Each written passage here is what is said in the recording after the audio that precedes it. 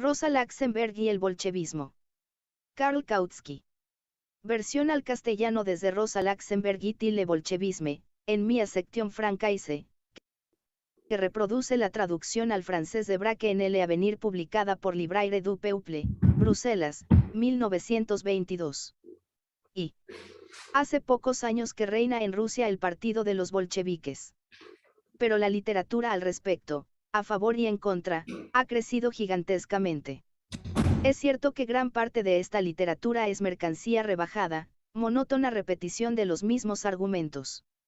Entre el pequeño número de trabajos que se elevan claramente por encima del nivel de esos pobres escritos a favor y contra el bolchevismo, uno de los más importantes es el folleto escrito por Rosa Luxemburg, durante su encarcelamiento en 1918, sobre la Revolución Rusa y que aquellos que se tienen por sus continuadores y herederos intelectuales justo ahora acaban de darlo a la publicidad. Ha aparecido bajo el título, La Revolución Rusa. Examen crítico póstumo, por Rosa Luxemburg. Publicado con una introducción de Paul Levy, Berlín, Librería Gesellschaft und die Erziehung, 1922, 120 páginas. La originalidad de esta obra golpea ya por el hecho de que la mujer que es la autora se tiene por ardiente bolchevista, y porque lo que dice no le plantea a nadie tan grandes dificultades como a los bolcheviques y sus adherentes en el mundo entero. Cosa de la que el silencio de estos rinde testimonio sobradamente. Al menos mientras escribo esto, no he tenido conocimiento de ninguna discusión seria sobre la crítica de Rosa Luxemburg. Y sin embargo, no sería justo que los mencheviques, o aquellos que, como nosotros, comparten sus puntos de vista en Europa Occidental, tuviesen la pretensión de reclamarse de Rosa Luxemburg. Pues ésta les ataca con el mayor vigor del mundo. Desde el principio de su argumentación indica la marcha de la Revolución Rusa y llega a esta conclusión. Para cualquier observador capaz de pensar, esta evolución de los acontecimientos constituye también una prueba contundente en contra de la doctrinaria teoría que Kautsky comparte con el Partido de los Socialistas Gubernamentales según la cual Rusia, en tanto que país económicamente atrasado y predominantemente agrícola, no está todavía madura para la dictadura del proletariado. Esta teoría que considera que en Rusia solo es viable una revolución burguesa, de la que después se deriva la táctica de la coalición de los socialistas con el liberalismo burgués, es también la del ala oportunistas del movimiento obrero ruso, la de los llamados mencheviques bajo la acreditada dirección de Axelrad y Dan. 1. Una Rosa Luxemburg, La Revolución Rusa, en Escritos Políticos, Grijalbo, Barcelona, 1977, página 554. No nos detendremos aquí en mostrar que esta aserción no es de hecho completamente exacta.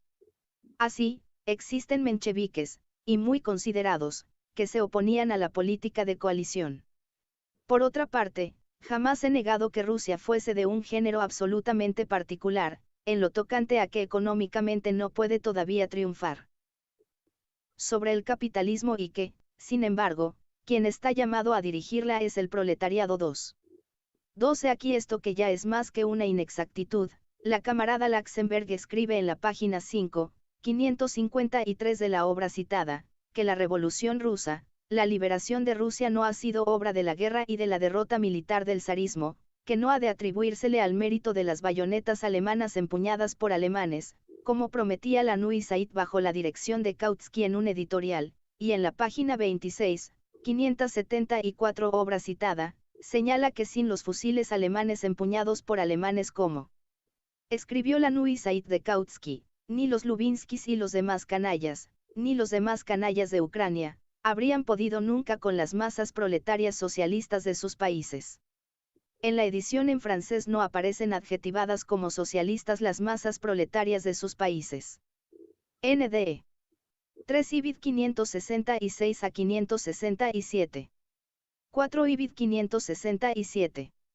Hecha abstracción de inexactitudes de este tipo, es cierto que la oposición entre nosotros y los bolcheviques, incluyendo a la camarada Luxemburg, consiste en que ellos creen posible e indispensable utilizar la revolución en Rusia para la organización inmediata de un sistema de producción socialista, mientras que nosotros pensamos más bien que el proletariado debe sacar tantas concesiones y posiciones fuertes como le sea posible, pero que Rusia, más que ningún otro país, no puede franquear de un salto las fases necesarias de la evolución y que, estando dado su estado atrasado desde el punto de vista económico, no puede pasar en conjunto desde el punto de vista económico al socialismo. Hoy en día Lenin lo confiesa abiertamente. Lo que no impide, o puede ser la causa, que Lenin continúe persiguiendo con odio implacable a quienes tenían razón contra él. La camarada Laxenberg habría revisado hoy en día su opinión de 1918. Naturalmente no podemos saberlo. Le sería difícil mantenerla ante las experiencias rusas de estos últimos años. No se ha rendido tributo ni a su memoria ni a su causa esperando 3 años para publicar su obra. Muchas cosas que en 1918 le parecían todavía plausibles a mucha gente han quedado superadas hoy en día por los acontecimientos. Ella hace la crítica de los bolcheviques no desde el punto de vista menchevista, sino desde el punto de vista bolchevista. Por ello mismo obtiene un efecto que ninguna otra crítica había obtenido hasta aquí, y es que los bolcheviques, a pesar de su línea de acero, se ven metidos en la situación embarazosa más mortal. Nosotros, teniendo por falso el punto de partida de su crítica, tampoco podemos en absoluto subscribirla. Y ello nos coloca en la posición paradójica de tener que defender a los bolcheviques contra más de una acusación de Rosa Luxemburg. 2. Rosa Luxemburg les reprocha a los bolcheviques no haber hecho sus deberes en la cuestión agraria. La misión de un gobierno socialista en la cuestión agraria es la nacionalización de la gran propiedad terrateniente, como punto de partida de una producción socialista en el campo, y la unión de la industria y la agricultura, páginas 17 a 183, con lo cual Rosa Luxemburg entiende la reunión de la gran industria y la gran explotación agrícola y no, por ejemplo, la industria a domicilio de pequeños campesinos. Reconoce que la realización inmediata de esas reivindicaciones no era posible. Pero Rosa Luxemburg piensa que un gobierno socialista, en cualquier caso, debería de haber tomado medidas que fuesen en el sentido de esta reforma socialista. Página 184, la camarada Luxemburg emplea realmente la palabra reforma en las narices de todos los reformistas. La consigna lanzada por los bolcheviques de ocupación y reparto inmediato de la tierra por parte de los campesinos, había de actuar precisamente en un sentido opuesto. Página 18, 5. 5 Rosa Luxemburg, obra citada, páginas 566-567. 6 Ibid 568. Correcto. Pero esto no dice que otra consigna hubiera sido posible. Es cierto que los bolcheviques, para resolver la cuestión agraria, no estaban obligados a escoger el método de la anarquía, ese que creó el caos, que les dio mucha ventaja a los grandes campesinos a costa de los pequeños y sin tierra y destruyó un precioso material agrícola. La cosa todavía fue peor más tarde, cuando los bolcheviques, para reparar su primera falta, añadieron la segunda, a saber, lanzar a los campesinos sin tierra contra los ricos, lo que añadió además a la ruina de la gran industria racional la ruina de los cultivos racionales, completada con las requisas de todos los excedentes agrícolas y el aborto de la industria nacionalizada. Pero todo eso, o bien Rosa Luxemburg no lo vio en vida, o no lo juzgó importante. El hecho esencial a causa del que se escandaliza es que la propiedad individual campesina se haya consolidado y apegado más fuertemente a la tierra. Ninguna duda sobre que ello haya provocado un poderoso obstáculo para el progreso del socialismo en Rusia. Pero esta es una marcha de las cosas que es imposible impedir, si acaso, solamente podría haber sido hecho de forma más racional de como lo hicieron los bolcheviques. Prueba justamente que Rusia se encuentra esencialmente en el estadio de la revolución burguesa. Por ello la reforma agraria burguesa del bolchevismo le sobrevivirá mientras que sus medidas socialistas ya han sido reconocidas por él mismo como incapaces de durar y perjudiciales. La camarada Luxemburg no tenía, pues, razón en este punto al respecto de los bolcheviques. Pero solamente porque los mencheviques tenían razón contra ellos. 3. Más severa todavía es la crítica ejercida por Rosa Luxemburg sobre la política de las nacionalidades de los bolcheviques. Al respecto dice: los bolcheviques se han agravado en gran medida las dificultades objetivas que presentaba la situación como consecuencia de una consigna que ellos han situado en el primer plano de su política, el denominado derecho de las naciones a la autodeterminación o lo que realmente se escondía tras esta fórmula, La desmembración estatal de Rusia. La fórmula del derecho de las diferentes nacionalidades del Imperio ruso a determina por su cuenta sus destinos, incluida la separación estatal de Rusia proclamada una y otra vez con doctrinaria obstinación, era un grito de guerra peculiar de Lenin y sus camaradas. Página 216. Con una cáustica ironía, Rosa Luxemburg se une luego a esos mismos bolcheviques que, teniendo por otra parte el mayor de los desprecios hacia la democracia, se excitan por el derecho a la libre disposición de las naciones, lo que, a los ojos de la camarada Luxemburg, no es más que una fraseología vacía de pequeño burgués y una mistificación. Tiene razón por completo cuando muestra la llamativa contradicción que existe aquí en la política del bolchevismo, pero comete la misma contradicción en el sentido inverso cuando, ella que se pronuncia de la forma más resuelta a favor de la democracia, proclama que el derecho de los pueblos a disponer de sí mismos es una fraseología vacía de pequeño burgués y una mistificación. La independencia de un pueblo frente a toda dominación extranjera forma parte de la democracia, constituye uno de sus elementos más esenciales. Esta era la opinión de Marx y Engels hablando de ello. Este último me escribía una carta el 8 de febrero de 1882 sobre cuestión polaca en la que, entre otras cosas, se dice: uno de los verdaderos fines de la Revolución de 1848, y los fines verdaderos, no ilusorios, de una revolución siempre se realizan a consecuencia de esa revolución, era la constitución de las nacionalidades oprimidas y desagregadas de Europa Central, en la medida en que entonces eran capaces de vivir y particularmente maduras para la independencia. Ahora bien, para un gran pueblo es una imposibilidad histórica discutir incluso con alguna seriedad sobre no importa qué cuestión interna en tanto que le falta la independencia nacional, un movimiento internacional del proletariado no es, en resumidas cuentas, posible más que entre naciones independientes. Una de las grandes debilidades políticas de Rosa Luxemburg era no ser accesible a este tipo de ideas. La Organización Socialista Particular de Polonia, a la que pertenecía ella junto a Jogiches, y a la que ella le dio su carácter, la democracia socialista polonesa, tuvo el gran mérito de reconocer la necesidad del proletariado polaco de actuar, en tanto que subsistía el Imperio ruso, en estrecha relación con el proletariado ruso, como lo hicieron, por otra parte, los caucasianos, las bálticos y los hombres de la Band. La política del PPS, Partido Socialista Polonés, era muy errónea con seguridad.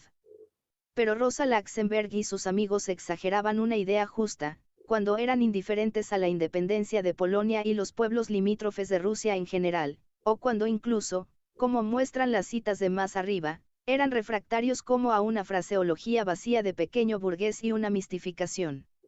El derecho a la libre disposición de las naciones no era una reivindicación específicamente bolchevista. Estaba en el programa de los inmerwaldianos, entre los que se contaban tanto los mencheviques como a los bolcheviques, así como, por cierto, los espartaquistas, dirigidos por Rosa Luxemburg. El hecho que la realización de esa reivindicación ha sido un problema práctico de la Revolución rusa solo es una prueba más de que esta revolución tenía fines análogos a la de 1848, apuntada por Engels en la carta que he citado, y, en consecuencia, era una revolución burguesa. Esto se debe a que su fin real, no ilusorio, no era el establecimiento inmediato del socialismo, sino la creación de sus condiciones, una de las más importantes siendo la democracia y la independencia de las naciones.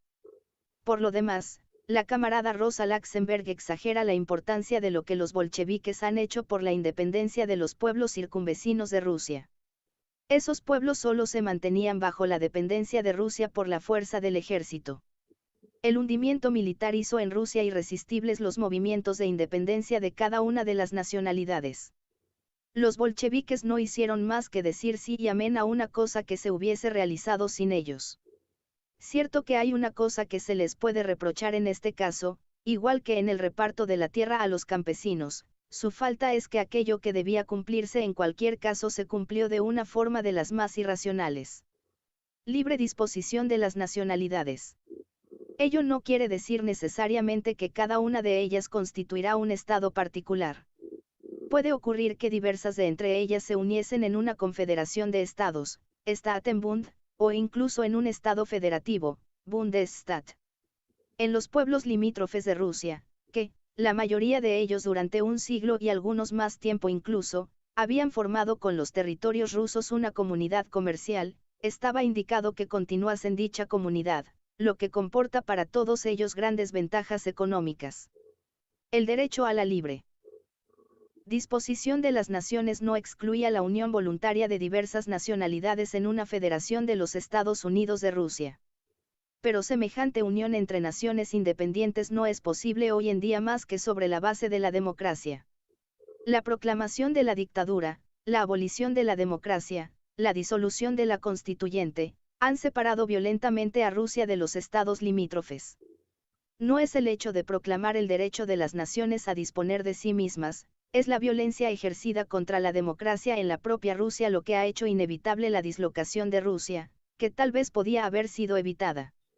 Por lo demás, los bolcheviques no eran fanáticos de este derecho de las naciones. Por cierto que, hablando de eso, no existe principio en el que sean fanáticos.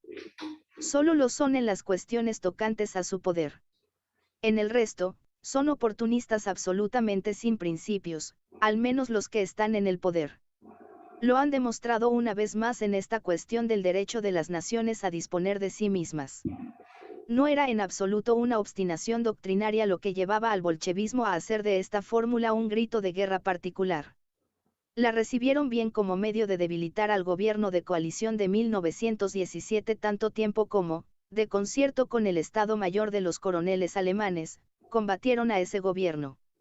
Cuando ellos mismos fueron gobierno y su aliado alemán se tornó en enemigo, este grito de guerra todavía pareció ser un medio apropiado para rebañarles la salsa a los conquistadores alemanes. Pero una vez que estos se hundieron, ya no había negocios políticos que hacer con el grito de guerra particular, y entonces se extinguió bruscamente la obstinación doctrinaria con la que los bolcheviques lo habían lanzado hasta entonces. Hay más, cuando los bolcheviques llegaron a disponer ellos mismos de un potente ejército, que les permitía hacer una política de conquistas, añadieron al repudio a la democracia en el interior el de la libre disposición de las nacionalidades, en la que, igual que Rosa Luxemburg, no vieron más que una fraseología vacía de pequeño burgués y una mistificación. Entonces sometieron al Turquestán, invadieron las repúblicas del Cáucaso, se adueñaron de Ucrania y también hubieran puesto fin a la independencia de Polonia si las armas polacas no hubiesen demostrado ser superiores. La inconsecuencia que Rosa Luxemburg reprochaba en 1918 no persiste ya, pues, hoy en día, su política actual ha devenido perfectamente consecuente. El terrorismo de la Checa en el interior tiene su baluarte complementario en el exterior en el sojuzgamiento de naciones extranjeras por el Ejército Rojo. 4. Por cierto, este tipo de consecuencia lógica no sería del agrado de nuestra camarada Luxemburg, pues ella ya condenó de la forma más expresa los inicios de la supresión de la democracia y su reemplazo por el terrorismo. Lo que dijo al respecto, en particular sobre la degradación del proletariado a causa de esta política, se contará entre lo más notable y penetrante entre lo que se ha escrito sobre el bolchevismo. Nadie que se ocupe del bolchevismo, sea a favor o en contra, puede pasar a otra cosa sin prestar atención a esas páginas. Forman la índole más importante del estudio del que hablo aquí. Pero no necesitamos citarlas largamente, la prensa cotidiana, exceptuando a la prensa comunista, ya ha hablado sobre ello en detalle. Son particularmente edificantes para nosotros pues contienen el mejor respaldo a la actitud que hemos adoptado siempre ante el bolchevismo. A pesar de ello, también sobre esta cuestión hay un desacuerdo entre Rosa Luxemburg y yo. Ella dice: el error fundamental de la teoría leninista trotskista es, precisamente, que opone, exactamente igual que Kautsky, la dictadura a la democracia. Dictadura o democracia reza el planteamiento tanto en los bolcheviques como en Kautsky. Este opta naturalmente, por la democracia y precisamente por la democracia burguesa, ya que la sitúa como alternativa a la transformación socialista. Lenin-Trotsky optan, por el contrario, por la dictadura en oposición a la democracia y, consiguientemente, por la dictadura de un puñado de personas, es decir, por la dictadura según el modelo burgués. Página 427.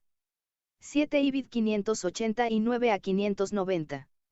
8 IBID 591. 9 Karl Kautsky, La dictadura del proletariado, Alejandría Proletaria, Valencia, 2018. Rosa Luxemburg olvida una cosa, la cuestión que tenemos que decidir en esto es la que está planteada por Lenin y Trotsky. No tenemos que decidir entre su dictadura y la democracia. Se trata de una decisión a tomar entre dos formas de gobierno completamente determinadas. Esta decisión solo puede resultar oscurecida por este pequeño epíteto burgués. ¿Qué se quiere decir cuando se le da a la democracia que yo reivindico la designación de burguesa? Porque el sufragio universal es cosa burguesa cuando soy yo el que lo reclama y deviene cosa proletaria cuando lo pide Rosa Luxemburg. Si se reemplaza el término general de democracia por la enumeración de todas las instituciones políticas que la constituyen, saltará a la vista inmediatamente que la adjunción de la palabra burgués a cada una de ellas no tiene sentido. Cuando, hasta aquí, distinguimos entre democracia burguesa y democracia proletaria, entendemos con ello a los dos partidos de composición diversa, jamás a dos formas de Estado diferentes. Cuando Rosa Luxemburg me reprocha la democracia burguesa no entiende por tal tampoco otras instituciones políticas que no sean las que ella reclama, sino una forma particular de aplicarlas. Ciertamente, dictadura. Pero esta dictadura consiste en el modo de aplicación de la democracia, no en su supresión, página 438. Pero contra esta especie de dictadura jamás me he pronunciado en ninguna parte. En mi libro sobre la dictadura del proletariado 9 distingo entre esta, como estado de cosas, y la dictadura como forma de gobierno. Solo me opongo a esta última. La única diferencia que hay entre la camarada Luxemburg y yo es que de esa misma organización de dictadura que yo llamo forma de gobierno ella hace un producto según el modelo burgués y, como tal, la distingue de la dictadura de clase. Esta distinción gana en claridad respecto a la mía. Todavía hoy no estoy convencido, a pesar de las largas exégesis talmudistas que nos regala Paul Levy en su prefacio refiriéndose a Lenin. Se podría creer pues que entre la ciudadana Luxemburg y yo solo habría, sobre este punto, una querella de palabras. Pero en realidad ahí es donde aparece más claramente la oposición fundamental de la que he hablado al empezar. Según yo, la democracia no hace siempre y en todas partes posibles la dominación política del proletariado y la realización del socialismo, sino solamente bajo determinadas condiciones. En la situación actual de Rusia las condiciones necesarias para una revolución socialista todavía no están dadas. Esta concepción es la que lleva a Rosa Luxemburg a declarar, Kautsky, opta naturalmente, por la democracia y precisamente por la democracia burguesa. Como si ahí hubiese alguna cosa a decidir, como si dependiese de mis decisiones que un país esté maduro para el socialismo o no. Pienso que es cierto que, en las condiciones actuales de Rusia, la democracia no conduciría a lo que Rosa Luxemburg le pide a la dictadura del proletariado en la democracia. Tiene el deber y la obligación de adoptar inmediatamente medidas socialistas del modo más enérgico, intransigente y desconsiderado. Página 4210. 10 IBID 590. Pero el hecho de que yo no la espere no es un argumento contra la democracia ya que no existe otra constitución que permita, en las circunstancias dadas, la organización de un modo de producción socialista durable en Rusia. Los bolcheviques han visto en la constitución soviética el medio mágico para hacerlo. Hoy en día ellos mismos han debido reconocer que, a pesar de esta constitución, el capitalismo se recupera. La dictadura sobre la base de los soviets no lo ha impedido, desplegando toda la fuerza del Estado para obtener lo imposible, no ha hecho más que arruinar económicamente a Rusia entera, degradar y diezmar a su proletariado, de forma que hoy en día el capitalismo en Rusia encuentra ante él a un proletariado mucho menos capaz de luchar que el que había antes del 18 de Brumario bolchevista y la supresión de la democracia. Las leyes económicas siempre se restablecen, sea cual sea la organización del Estado, absolutismo, democracia o constitución soviética. Toda tentativa de violar esas leyes, para sustituir la clarividencia económica por únicamente la violencia y para establecer en este sentido la dictadura, sea sobre la base constitucional que sea, no puede cambiar en nada el resultado final determinado de antemano por las condiciones económicas. Solo puede ser una experiencia que acabe fracasando, tras haber costado enormes sacrificios. Desde el punto de vista marxista, nada puede ser más absurdo que buscar una constitución de Estado que garantice la realización del socialismo independientemente de las condiciones económicas.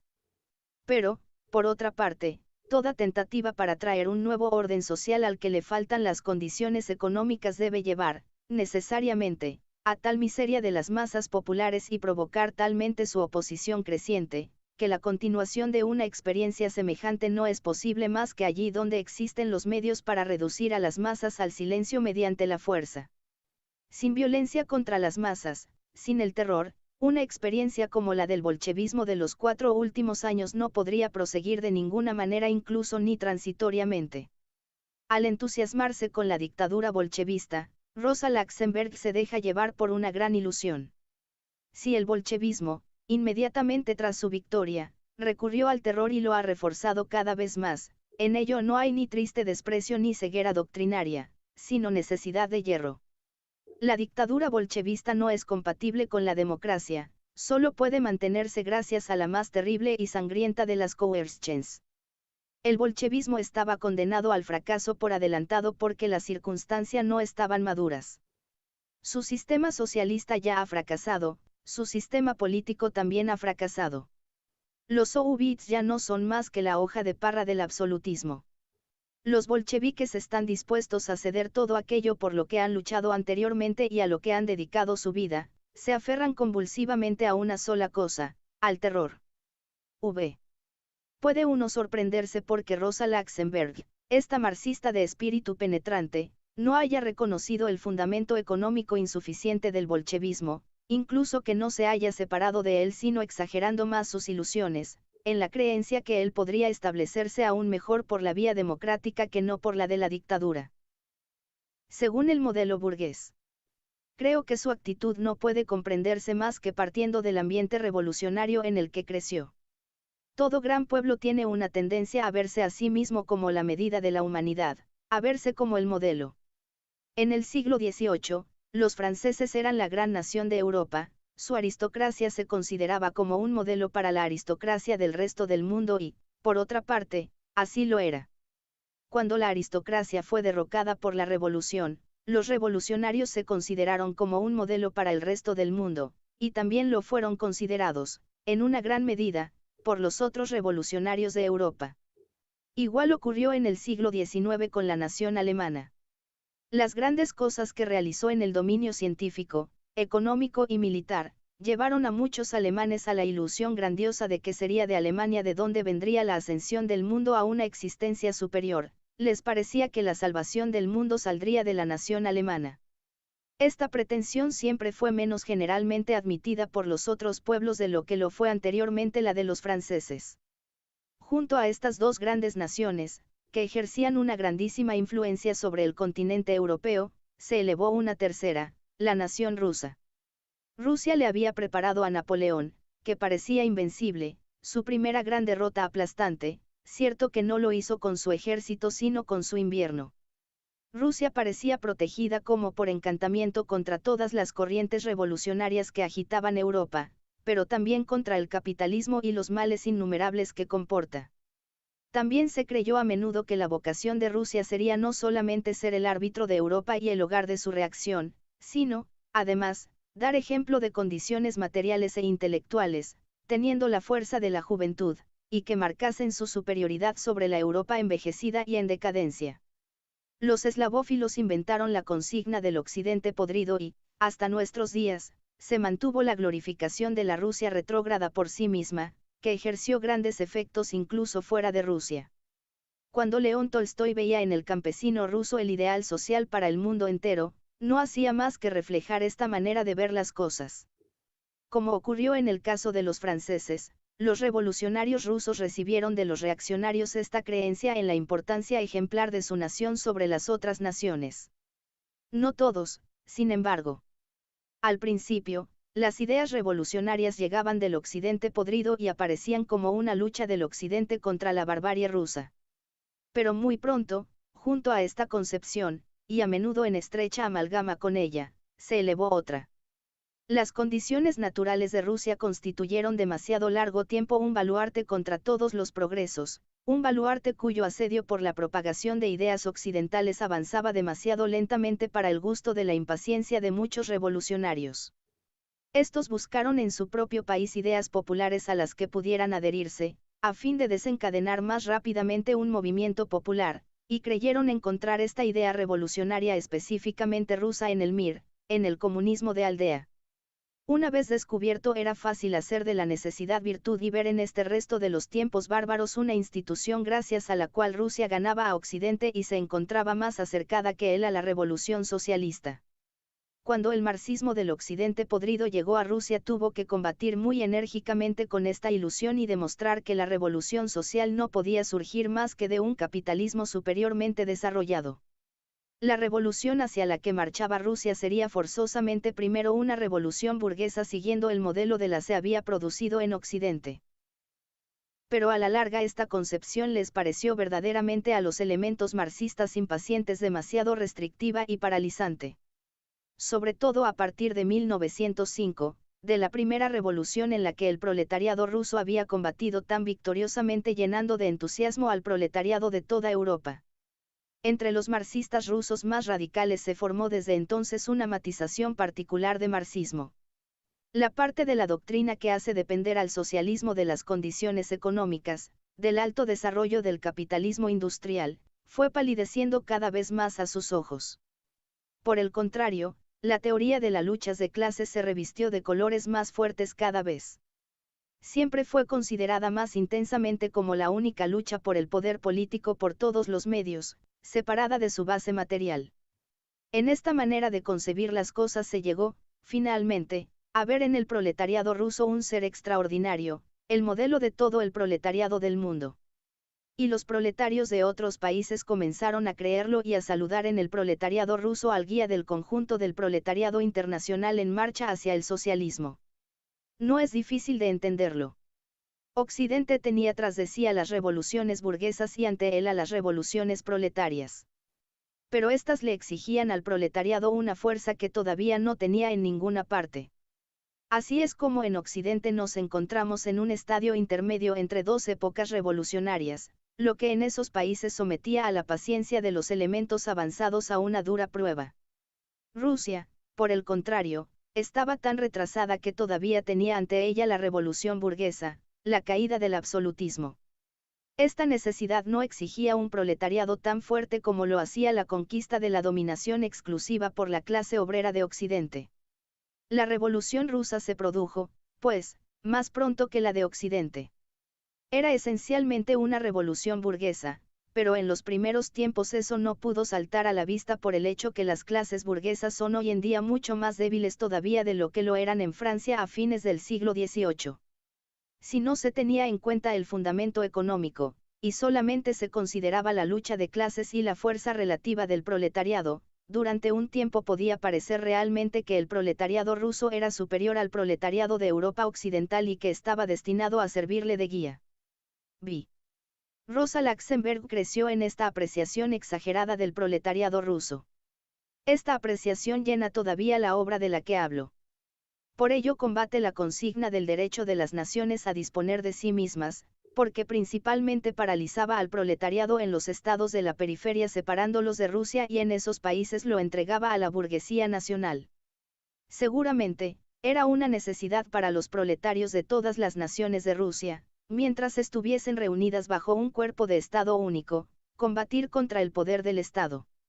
Pero cosa completamente diferente es decir que los estados fronterizos deberían mantenerse perpetuamente unidos a Rusia, porque su proletariado recibe su fuerza exclusivamente del proletariado ruso y porque, separado de él, se ve paralizado y pierde su independencia frente a su propia burguesía. Según Rosa Luxemburg, el proletariado de Finlandia, de los estados bálticos, de Polonia, Ucrania y el Cáucaso, perdió su fuerza y devino mayoritariamente un instrumento de la contrarrevolución desde el momento en que, para emplear la expresión de Engels, ya no fue dirigido a la rusa. Rosa Luxemburg ofrece otra vez pruebas de esta tendencia a poner al proletariado ruso por encima de los proletariados de otros países con la aserción, a menudo reiterada, de que los proletarios de Rusia habrían hecho completamente sus deberes, pero no los de los otros países, que tenían como misión completar la revolución rusa mediante la revolución mundial y conducirla a la victoria. En la página 711, por ejemplo, dice 11 ibid 555. La trayectoria de la guerra y de la revolución rusa lo que han mostrado no es la inmadurez de Rusia, sino la inmadurez del proletariado alemán para el cumplimiento de sus tareas históricas. ¿Qué entiende aquí la camarada Laxenberg por misión histórica? Por ello se puede entender el objetivo final de la lucha de clases proletaria, la instauración de un orden social, o que sean abolidas las distinciones de clase y el proletariado quede así contento y liberado. Nadie pretenderá que estén dadas más pronto en Rusia que en Alemania las condiciones para el cumplimiento de esta tarea histórica, que el proletariado ruso, por su importancia económica para el mundo, por su importancia numérica, por su organización, por su educación, sea superior al proletariado alemán. Tampoco esta es, sin duda alguna, la aserción de Rosa Luxemburg. Por misión histórica no hay evidentemente que entender nuestros objetivos finales, sino los fines que los bolcheviques, en la guerra y en Rusia, les proponían a los proletarios del mundo. Esos fines eran una revolución violenta inmediata en todos los estados capitalistas. En ellos se supone que se demuestra la gran superioridad del proletariado ruso frente al proletariado alemán. Los rusos han cumplido su misión, los alemanes no lo han hecho. Aquí tenemos que recordar lo que dijo Engels en la frase citada más arriba sobre los fines de la revolución. Distingue entre los que son verdaderos y los que son ilusorios, y observa que, los fines verdaderos, y no ilusorios, de una revolución siempre se realizan a consecuencia de esta revolución. Esto suena un tanto teleológico místico, pero este carácter desaparece por poco que se le dé la vuelta a la frase, los fines que una revolución cumple son sus fines verdaderos. Los que esa revolución no puede realizar demuestran ser ilusorios. Gracias al marxismo, con su análisis de la sociedad, estamos en condiciones de no tener que esperar ya a la finalización de una revolución antes de saber distinguir sus fines verdaderos de sus fines ilusorios. Nuestro estudio de las condiciones existentes en un momento determinado nos permite, desde el inicio de una revolución, distinguir en gran medida entre sus fines verdaderos, producto de las condiciones dadas y sus fines ilusorios, que tienen su fuente en las necesidades, materiales e ideales, de los revolucionarios. Cuanto más al fondo de este trabajo de separación de los fines verdaderos y los ilusorios llegamos nosotros, marxistas, más libramos a la revolución de decepciones y derrotas que retrasen el progreso de nuestra causa durante décadas. En ello consiste la principal tarea de los pensadores marxistas en Rusia, y no en plantearle a las masas que se lancen adelante con la mayor prisa, sin tener en cuenta nada, aguijoneando las ilusiones nacidas en ellas de sus necesidades. Puede ocurrir que un partido devenga el más fuerte en la revolución propagando ilusiones, pero la llevará al fracaso. Cuando en una revolución los revolucionarios constatan que el proletariado de un país ha demostrado no estar maduro para cumplir los fines históricos que estos le proponen, es simplemente otra forma de decir que los revolucionarios se han equivocado sobremanera sobre las condiciones en que se encontraba ese país, o incluso que las han ignorado completamente. La falta de la que uno se indigna después como de una carencia del proletariado es culpa, en realidad, no del proletariado, sino de esos revolucionarios. Lo que a la camarada Luxemburg, y también a los bolcheviques, les parece una inmadurez del proletariado alemán, y también inglés, norteamericano, en breve del proletariado de Occidente, frente a la madurez del proletariado ruso, se apoya simplemente en el hecho que las condiciones de Occidente están desarrolladas en un más alto grado que las de Rusia, que los proletarios de Occidente han superado desde hace mucho tiempo el estadio económico de Rusia, que tienen unos métodos de lucha y objetivos muy diferentes a los de Rusia, y muy superiores, y que entablan sus batallas bajo condiciones completamente diferentes. Esto es lo que hace que no puedan adoptar simplemente los métodos rusos y que no puedan todos ellos hacer coincidir la hora de las luchas decisiva por el poder político que se les ofrecen con la hora de la revolución rusa. Es cosa evidente para cualquiera que conozca un poco las condiciones existentes en Occidente. Es preciso no tener ninguna comprensión profunda de las circunstancias para llegar a la idea de la revolución mundial que supuestamente debía surgir de Rusia. Si esta revolución mundial no ha acudido a la cita, ello no prueba la inmadurez de los proletarios de Occidente, en comparación con la madurez superior de los rusos, sino la inmadurez de los partidarios de la idea de la revolución mundial. 7. Este reproche no está dirigido al proletariado ruso, sino a sus jefes. El proletariado ruso no ha fallado, ha cumplido su misión histórica, la verdadera misión de la revolución rusa, en toda su plenitud. Si la revolución termina ahora con el hundimiento económico completo de Rusia, esto no es culpa del proletariado ruso, es culpa de aquellos de entre sus jefes que lo han inflamado para fines ilusorios para los que las condiciones no estaban dadas de ninguna manera, y que lo han engañado sobre la evidente insuficiencia de las condiciones previas de una socialización integral inmediata prometiéndole la revolución mundial inevitable. Entre las ilusiones que el bolchevismo ha producido y propagado, y que han llevado al proletariado ruso a verter su sangre por fines imposibles, la más fatal de todas ha sido sin duda alguna la revolución mundial. No puedo en absoluto decir como la camarada Laxenberg cuando expresa así su opinión al respecto. El hecho de que los bolcheviques basasen toda su política en la revolución mundial del proletariado constituye precisamente la más esplendorosa expresión de su clarividencia política y de la firmeza de sus principios, de la audacia de su política. Página 712. 12 Ibid 555. Esto podía parecer tal todavía en el verano de 1918, cuando la revolución alemana aún estaba por llegar y el resultado de todas las sacudidas que siguieron a la guerra todavía no dejaba ver tan claramente la diferencia entre los fines verdaderos y los fines ilusorios de los movimientos del momento. Así, hoy en día, el folleto de nuestra camarada Laxenberg adquiere un significado completamente diferente al que hubiese tenido hace 3 años, inmediatamente después de su composición. Se puede dudar de que hubiese hecho personalmente volver sobre sí mismos a los bolcheviques. Estos hombres de violencia no tienen oídos para los razonamientos.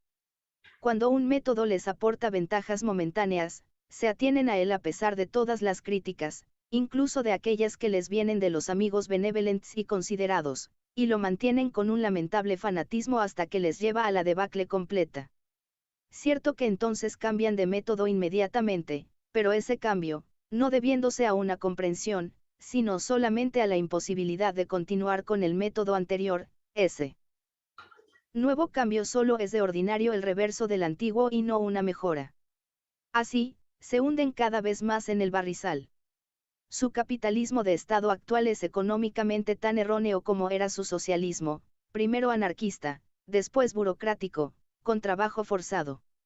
Pero en Occidente, hace 3 años, la obra de Rosa Luxemburg hubiese podido ejercer todavía una influencia sobre los medios comunistas y hacer que el comunismo se mantuviese fuera de Rusia al abrigo de sus mayores locuras, que enturbiase y emponzoñase menos la vida política del proletariado de lo que lo ha hecho el comunismo moscovita llevado a Occidente por los Radek y Zinoviev. Hoy en día parece demasiado tarde para todo ello. Todo el mal que el comunismo podía hacer, ya está hecho. Revista de ahora en adelante las formas más insensatas o se esfuerce en civilizarse un poco, ha devenido ya muy indiferente, ha perdido toda fuerza vital.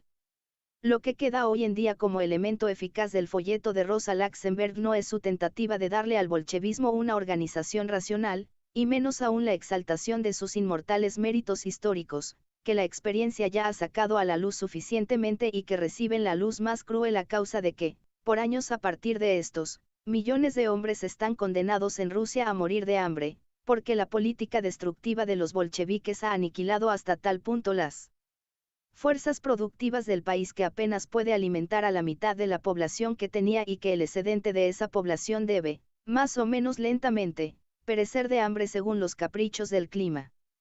Lo que queda de eficaz en el estudio de Rosa Luxemburg es únicamente su apasionada e impresionante defensa de la democracia. Por ello, la obra de la admiradora entusiasta de los bolcheviques se convierte en una requisitoria contra ellos. Por este motivo vivirá en la literatura del partido. He ahí el resultado que ha obtenido Paul Levy por haber esperado 3 años para publicar el folleto para no molestar al bolchevismo. Germinal-1917@yahoo.es